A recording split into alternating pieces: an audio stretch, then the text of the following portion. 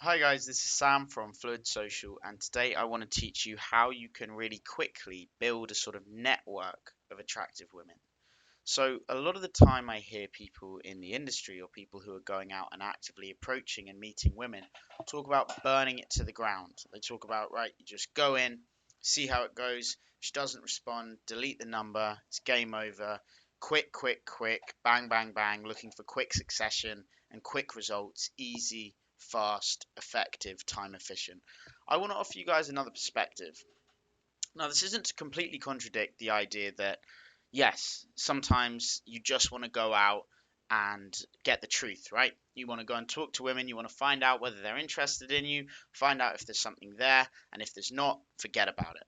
I understand it. However, I want to present this because I think this is really important, particularly for the guys that like to travel and like to think about this more as a holistic approach rather than as just a way of having sex, right? If you've been watching my channel, you know that that's not really what I'm about or what this channel's about. What we're about is building our social lives, building our social skills, building our confidence, and becoming someone who has a great social lifestyle, a great social network, and loads of options with both women and cool guys as well. But in this video, I'm going to teach you how to manage your network of women that you're approaching in the day. So, the first thing I want to think is that when you're going out and cold approaching, I'm of the opinion that it is better in today's world to go out and comment on her vibe or her energy than it is to just give compliments. There's nothing wrong with the direct approach, but in my experience, it's actually just more effective and less likely to cause any problems if you comment she looks cool or that you just wanted to meet her. You might say something like, "Hey, you just walked past me. I was just over there with a friend and I thought you looked cool. I wanted to come and say hi." That's a much softer and more easy approach to go well, right? She's less likely to respond badly. You're not on the back foot chasing her and telling her that you find her really beautiful or unbelievably amazing. Tones everything down. It doesn't set some framework or precedent of how your relationship must develop in a romantic way. It leaves it open to that and it creates more of a sense of mystery. It makes her think of you more like the type of guy she wants to hang out with in her friendship circle rather than some stranger on the street that's desperate for a hookup.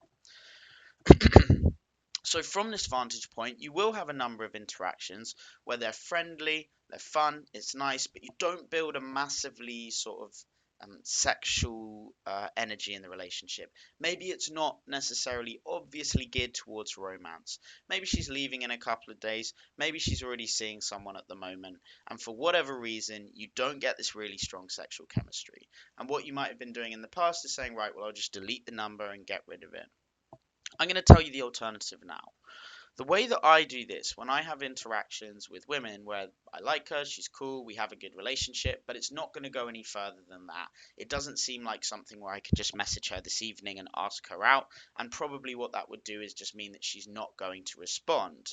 When I have these interactions, what I do is I allow that friendly relationship, I allow that friendly energy to permeate the relationship. So I'll save her number, I'll treat her as like essentially a friendly acquaintance, someone that I might invite to events, someone that I might hang out with at a bar one night with some other friends, but I don't think about it as just someone that I want to go on a date with, right?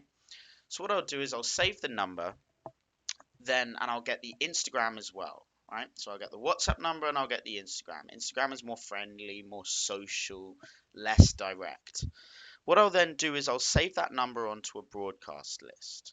Now, broadcast lists are an amazing function of WhatsApp because what they mean is that you can essentially group a load of contacts together in a folder. So you might name that folder London Social Network or Rio de Janeiro Social Network or whatever you want to call it. You have those contacts in the folder, and the idea is not to message that broadcast list so that the message goes to every person, but it's a way of grouping those contacts together. So whenever you click on the list, you get a full list of the contacts when you save them in the broadcast list. Now, the idea here is that just like if you're running an online business, or some sort of service business where you've got clients, every now and then, every month or so, every couple of weeks, you're going to reach out to your client base, you're going to check up on them, see if there's anything you can offer to help them, maybe make some more sales. In the same way, when you have these broadcast lists, every now and then you can reach out, drop them a message, check where they are in the world, check how they're doing, and once that list grows 30, 40, 50 to 100 people, you've now got this huge database of women that you got on well with, that you're potentially very attracted to, who you don't have to invest much time in. You don't have to constantly be trying to build conversations over WhatsApp. You can just reach out and check up on them. Maybe you met an Italian girl in London. She went back to Italy and now she's planning on coming back. So when you message her 2 weeks later, she says, "Hey, I'm coming back in late March to London. Are you going to be around?" And maybe you can get together there. Maybe if there's not that romantic relationship or romantic vibe that you have, maybe you can introduce her to some other friends and be that social glue that connects other people. Maybe she's got other friends. The point is, this database can be extremely valuable in the same way that you're always tracking your data when you run an online business. It's the most important thing is tracking the leads that get in contact with you, collecting the data, and knowing how you can then use that data to advertise other products, to help them out when you can. It's basically how you run a business. It's exactly the same methodology and exactly the same philosophy and reasoning when it comes to this database of contacts, of people that you've cold approached or people that you've met on your travels or throughout your day in London. So then you can just follow up every couple of weeks, check up on them, and most importantly, maintain what I always talk about, the que sera attitude. Essentially, there are some things you can control, 90% of everything you can't control. You can't control where she is in the world. You can't control who she's seeing, who she's meeting. You can't control her hormonal changes, her emotional changes, what she's feeling at the time, what she's deciding she wants to do with her life. So you leave it up to nature and you say, "I fully accept whatever outcome. If she never talks to me again, that's okay. If she comes back a year from now, that's okay. I can't control it. I accept it. I'm putting myself in the hands of the universe, in the hands of nature, to decide what happens next. Que sera. Let's see. Let's let the balance, the equilibrium of life decide what the next step is. And I'm just going to take the action of reaching out, remembering something personal about her. Whenever I save contacts in my phone, I always save a bit of personal information about the person so that when I message them, it sparks that memory of who they are and what I know about them. So when you've got those contacts saved, you reach out to them with a personal note based on the information you know about them. Some of them are going to follow back, some of them are going to get back to you, and you're going to have this ongoing database of leads. This is how to do, I suppose, the long game. Rather than thinking so short term, "Oh, I want to date tonight, so every girl that doesn't want to date me gets deleted." Rather than this sort of hyper macho red pill mindset, which I understand and I know there are levels to it, but I just want to give you the other side of the coin, that you can be patient with this and it will pay dividends. You can build this base, this network that then pays dividends, maybe up to a year or 2 years in the future. That's what's happened to me over here in Brazil. I've been building these broadcast lists for 5 years now. And I reach out to some people and they get back 2 years later and we hang out again and go out. Maybe we go on a date, maybe we get together.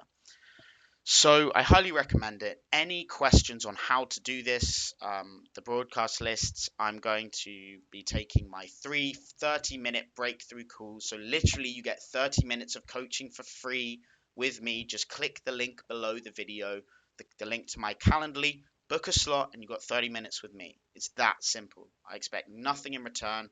This is just me offering help to you when you need it.